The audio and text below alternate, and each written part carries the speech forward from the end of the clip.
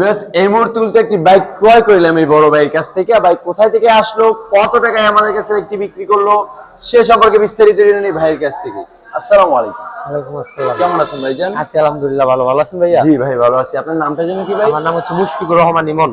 মন ভাই, কোথায় থেকে আসছেন আপনি? আসছি আমরা মাধবদী থেকে। মাধবদী থেকে। আপনার বাড়িটা কোথায়? আমার বাড়িটা পড়ছে রসুলপুরে।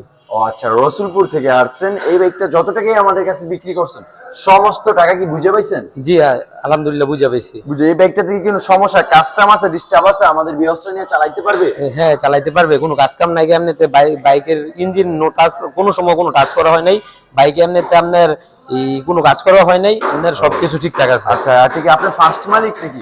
আমি ফার্স্ট মালিক না, মানে যে ফার্স্ট মালিক সে আমার খুব পরিচিত ভাই লাগে। ও আচ্ছা, আপনার হাতে থেকে কিনা? হাতে থেকে কিনা, কাছের লোক। তা আমাদের বিহস্ত নিয়ে চালাইতে পারবে? হ্যাঁ চালাইতে পারবে। যারা এই ব্যক্তি চাচ্ছেন, আর দেরি না করে সরাসরি লোকেশনে চলে আসুন, নরসিংদী জেলার মাধবদীতে।